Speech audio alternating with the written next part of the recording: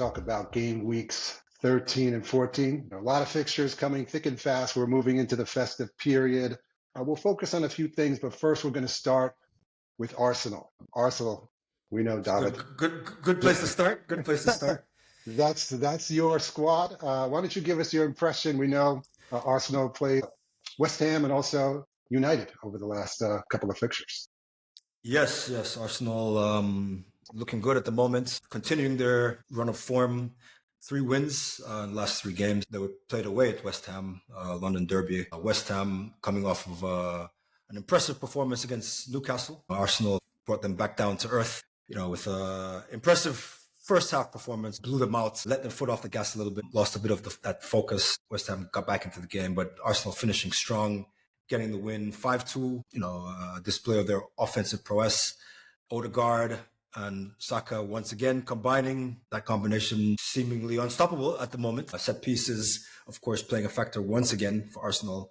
And Arsenal maybe a little bit disappointed to concede 2 goals, but all in all, a professional performance. Moving into the next fixture, we played your team, Manchester United. Of course, United in development, under the new manager. Expectations for United at this moment aren't very high. Arsenal came into that game, I guess, expecting to beat Manchester United. Got 2 goals, set pieces, yet again, proving the difference. Yeah, professional performance from Arsenal, doing what they have to do now. The games, as you said, are coming thick and fast. They need to just keep racking up those wins. They have a good run of fixtures. So for them, it's business as usual. Get those points and close the distance, close that gap between them and Liverpool. Let me just comment a little bit about United. You said a team in development, and I think that's accurate. When I was watching, when I thought about Amorim and his approach, I said he's essentially having a preseason in the middle of the season, right? He's trying out not necessarily different formations, but different players within different positions, shifting them around. We see Mason Mount coming back into the team, getting time, playing as that sort of 10 role, the 2 10s that they play in this system. We saw Casemiro in there at times over the last couple of games. And we see De Ligt. We saw Euro get a chance against Arsenal. That was his first Premier League appearance. So I don't think Amorim expected to win the game, and he just wanted his team to show some fight and have the players show that they want to win a spot. And I think there's a lot of competition within the team for places, and that's only a good thing. And over time, I think United will continue to develop. And Amorim will get a better sense of who's his best team. Like pretty much 90% of the spots outside of Onana are open in terms of competition for places, and that's a good place to be for the team. It's not a good place for results because when you have that much turnover in positions from game to game, it's difficult to get a rhythm and get a string of positive results. But I think over time, good things will happen with Amorim and Manchester United. Well, the big fixture from the weekend, this was the game that we were eagerly expecting. Right. And, we talked about it in the last episode, had slightly different predictions. I was yeah, your prediction didn't quite come. Well. My prediction was predicated on Guardiola adjusting that lineup, particularly in the midfield, which he chose not to do. City were overrun by Liverpool. They looked nervous right from the off. Liverpool, full of confidence at home, up for the game, just had City under siege. It wasn't a competition. Right. And when I saw the lineup, I knew it was over. As soon as I saw that lineup, I was like, okay. What was it about the lineup, though? Was it Rico Lewis in the whole? Yeah. The same midfield that got blown out by Tottenham. Same exact midfield against a team that is more informed, more aggressive, more physical. I was expecting to see De Bruyne. I was expecting to see a more dynamic midfield, a more combative midfield. I was thinking after we spoke about Grealish as well. This would have been the perfect game for Grealish to start and to make an impact. Mm-hmm. It's a game where his qualities would really, really benefit the team. Him holding possession, being able to move them up the field, drawing those fouls, getting those set pieces. Instead, we saw Nunes, on the flank, completely ineffective. It was just, it was mind-boggling actually. This selection. And the thing about Nunes, about Nunes is he's not a winger. Right. This is the one thing that I'm not grasping from Pep. Playing, I know there are players injured, but to play someone out of position against really the best club in world football right now doesn't make sense. Nunes is an unproven player.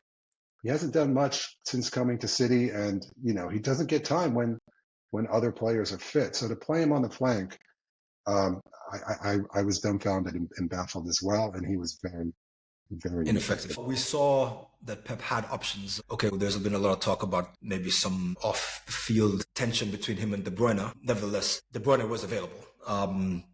When he introduced Doku, the difference that he made, how he energized the team, we saw them getting up the field, creating chances, putting Liverpool on the back foot. Yeah, I was flabbergasted at the selection. There were players there that could have made an impact, could have potentially altered the trajectory of that game. I was very disappointed. It was almost as if Pep threw in the towel. There are very, very good players on the bench and some not so good players starting against the best team in the league. That just doesn't make sense. And the only way that I can make sense of it is that they're just not fit. They're just not fit enough to play. And if that's the case, why are they on the bench? And if they can come in later in the game, I would say, why not have them on early in the game, right? Maybe you can get a 1-goal lead. Maybe you can hold off Liverpool's initial opening when the crowd is in the game and they have a lot of energy. If you could dispel the crowd and make it silent, then if you have to make some changes, if De Bruyne, can only play 45, if Doku can play 60 only, whatever it may be, I think your shout to Grealish, I 100% agree that he was perfect for that game, the way he can hold the ball and draw fouls. It just didn't make sense, and maybe Pep was a little bit caught in his feelings for, how he's been treated in the media. We saw in the game the crowd chanting, "You're getting sacked in the morning," and then Pep holding up, the 6 to say that he's won six titles, and that's why he continues to be the manager, despite the poor showing that City's had over the last several weeks. But City did bounce back midweek, going to Forest and getting a 3-0 victory, and getting goals from players other than Erling Haaland. From De Bruyne. And Grealish also started against Forest. Right? So we saw a team that's much more dynamic, has much more quality and technique, and what we would have expected to see against Liverpool. So maybe the team wasn't fit enough. Maybe Pep is saying, okay, now we're hitting December. I let these guys rest. I let them recover, but now we're going to go for it. The one thing I will say, though, that I did hear in the press is that after the game against Forest, De Bruyne was still saying, hey, his body is just not where it needs to be. He's still not fully fit. He has pain. So I don't know if that 1-goal, 1-assist performance against Forest is something that we can expect to see week after week, going into this, thick and fast festive period with a lot of fixtures. So City might still struggle a little bit. I think without him, they're a completely different team. So the jury is still out on whether we can say that City has sort of steadied the ship. I think we need to see more from them to be convinced that they are going to compete for the title going forward for the rest of the season. Liverpool, we saw the last result that they had against Newcastle. This was a goal fest, wide open game, a lot of chances, some defensive errors. Newcastle up for that game. They were aggressive, hungry, put their bodies about. We saw some real quality from Isak up front, tormenting the Liverpool back line. A venomous strike to open the scoring. I think he also had an assist for Gordon. So, they had their danger men and getting involved. Again, Liverpool, I'm tired of saying it, but, Salah, once again, coming to the rescue. Yes. Yeah, magnificent. So, but at the end of the day, Liverpool conceding 3 goals, dropping 2 points, and letting the Chelseas and the Arsenals in with a glimmer of hope. Chelsea, I'm ready to elevate them into that conversation for title contenders. Everyone wrote them off at the beginning of the season. And they've quietly gone about their business. Quietly or not so quietly, actually. I'm not sure, because they've been really blowing teams out, putting everyone on notice. But there's not a lot of hype about them at the moment, somehow. They're just sneaking in under the radar, lingering in second place at the moment in the table. And, I think the future is very, very, very bright for Chelsea. Yeah, I mean, they're looking great, Chelsea. The way they're able to dominate teams, really comprehensively dominate teams, I think is the mark of a very, very good team. I think Caicedo is finally living up to the hype. We know he came in for over £100 million. I forget the figure. There was a lot of pressure on him last season. That wasn't fully fit. He didn't have a preseason. With all the pressure, he never hit full form. But now he's looking like a real player, and I think he's the bedrock in that central midfield, and that allows an Enzo Fernandez, who's now coming back into form, or Roméo Lavia, to feed off of that solidity that he brings. I think Lavia was the key, actually, to unlocking Caicedo's potential. That combination is just very secure.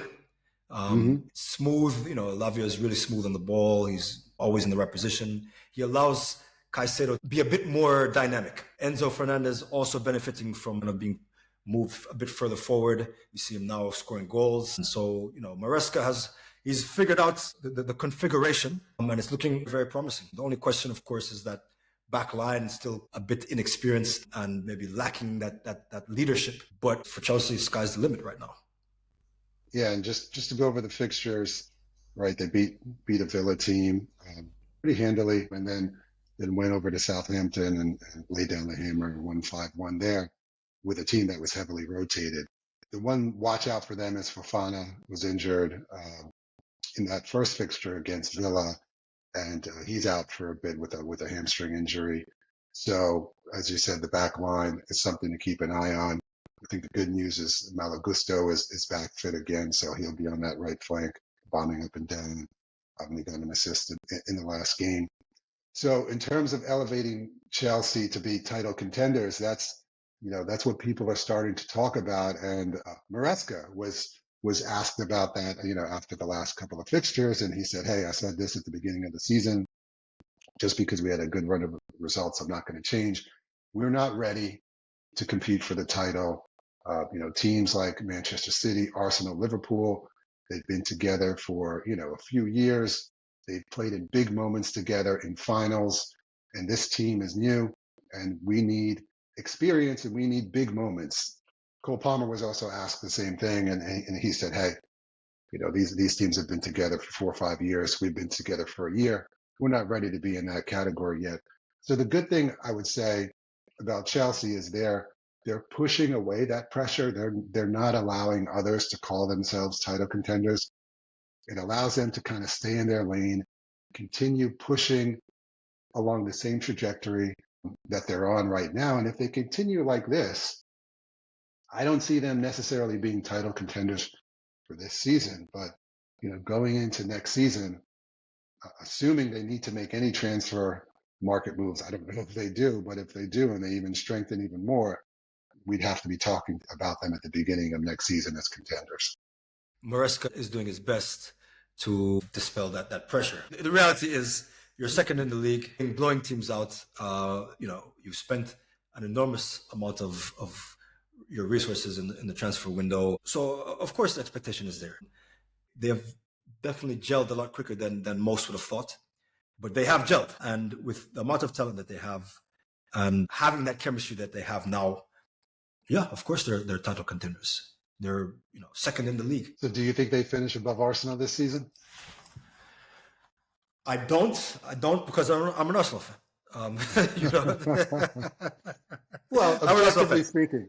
objectively speaking, are they on par with an Arsenal? I would say no, right? No. They're not on par They're with not. Arsenal. They're not. For the reasons you stated, Arsenal have been there, right? They've been there the last 2 seasons, improving every year, starting from an already high level. So no, I don't think they're at the same level as Arsenal. Can they finish above Arsenal? Yes, they can. They've proven that they can beat any team. The only thing that they need to do is to be consistent. They have the talent, so it's just a matter of doing it every week, staying focused, and that's a difficult thing for a young team. But I think the players that they have, they're ambitious, they're hungry. The Cole Palmers, the Caicedos, the Nico Jacksons, they want to win. I would argue that they don't feel like they can do that yet. I still feel they're looking at an Odegaard and Saka, that 1-2 punch, and saying, okay, we want to get to that level. We're not there yet. I think they're looking at a Mo Salah and saying, okay, we want Palmer to be that good. He's got the But quality. He's like No. Well, look at his goal contributions for the season. I think for the last 2 seasons, he's in the top 3 for the last 2 seasons, up there with Mo Salah. He is. I mean, he's a young player. Can he do it season after season? That's the question. But if we're talking about the last 2 seasons, sure, he's up there with Mo Salah. Well, I would say not quite, and the reason is because Cole can go missing in games and stay missing. I rate Cole Palmer very, very highly. I think he has some development to undergo in order for us to talk about him in the same breath as Mo Salah. But that brings us to another big fixture that we have coming up this weekend, right?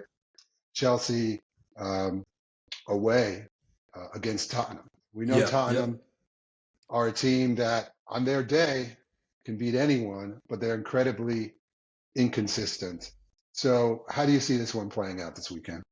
Chelsea are at the moment flying very high, very confident. Tottenham, very inconsistent. We saw them blow out Manchester City and then lose to Bournemouth. So we never know what we're going to get from Tottenham. We know what we're getting from Chelsea in the sense that they can score, an incredible amount of goals in a very short period of time.